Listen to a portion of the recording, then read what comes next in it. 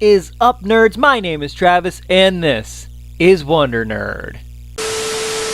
Guys, if you know me and you know my channel, you know that I absolutely love the TV show Full House. I grew up watching it as a kid, and now as an adult, I appreciate the comfort it gives me and the cheesiness it holds, and it's just a really great nostalgic show that I always find myself going back to. Now, Fuller House, on the other hand, who the fuck am I kidding? That is a great show too. I've seen every episode.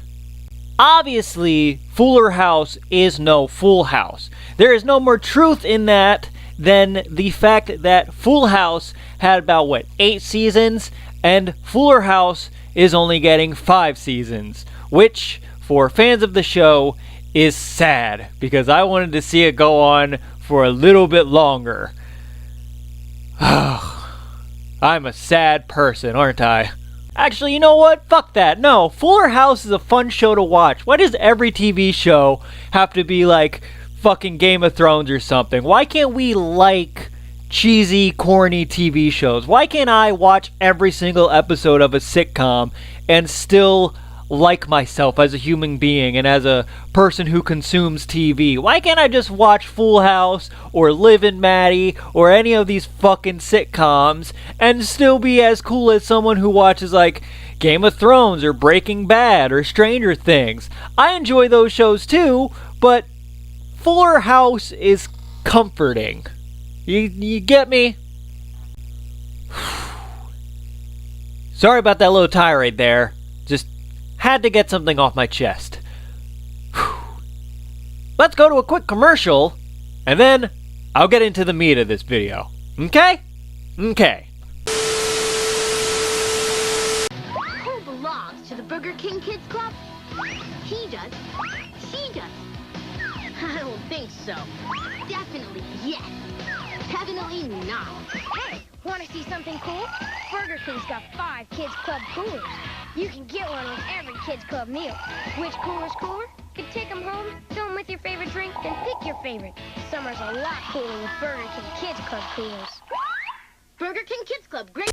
So, like I said before, Fuller House is ending after only 5 seasons, which, if you're a fan of the show, really sucks. You know, it seems like a lot of these reboots of classic TV shows really don't get a chance to stand on their own. I mean, Fuller House is ending after only 5 seasons. Girl Meets World ended after only, I think, about 3 seasons. And I understand the novelty of it. Like, when you first put it on, people are going to start watching it because they want to see their favorite old characters from the original show, and then they just sort of die off, and they're like, I don't want to watch this show anymore. But these shows actually continue to be really good and really build on their own characters and tell their own stories, and it just seems a little bit unfair that they don't get a chance to have the 8 seasons that Full House did, or the 8 seasons that Boy Meets World did. It just seems a little unfair that they get cut off a little too early. But I'm not here to talk about why Fuller House should have more than 5 seasons. I'm here to talk about what Fuller House's 5th season should be. Throughout Fuller House's run, you have seen some characters from the original show come back and pay the new show a visit. Obviously, you have Danny, Uncle Jesse, and Joey coming back and showing up in every episode they can because it is a paycheck. But you also have characters like Viper who came back, Nelson who came back, that little boy that Stephanie dated in like the first 2 seasons of Full House, Harry. His name was Harry. Harry came back. He wasn't played by the same actor though. That's a little secret. But one of the characters who hasn't come back yet is Michelle. Now, if you watched Full House at all, you would have known that eventually, in the later seasons, it pretty much became the Michelle show. Michelle was the breakout character. She was the Steve Urkel of Full House. And that's because Mary-Kate and Ashley Olsen were very precocious, they're very cute, they're very talented, and not camera shy on Full House. But as they got older, they realized acting was not for them. They took on a few small roles here and there, but more or less decided that they weren't into acting, they were more into fashion, and that's fine. So when Fuller House went into production, they really had nothing to do with it. I don't know if they were asked or not, but if they were, they probably said no, and if they weren't, they were probably going to say no anyway. But, here's my idea, and hear me out, Netflix, because I know you watch my videos. So, now, what if the entire 5th and final season of Fuller House revolved around Michelle coming back into the family's life after going off to New York to start her fashion empire? And she reveals to the family that she's engaged to be married.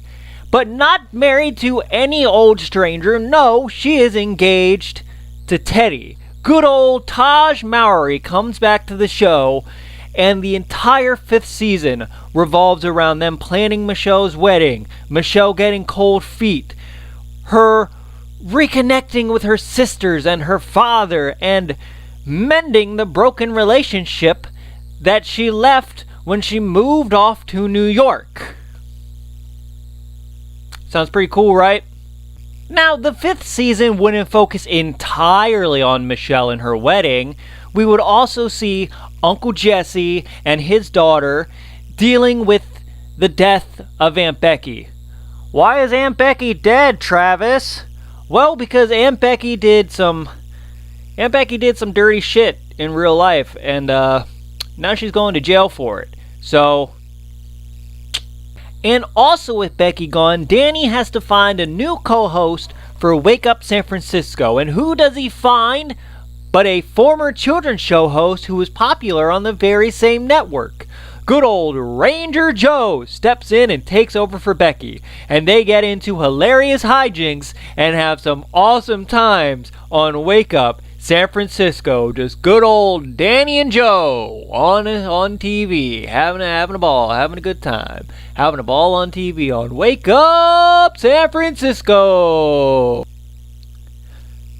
Look, I know none of these ideas are ever going to fly on the 5th season of Fuller House, mostly because the Olsen twins aren't acting anymore.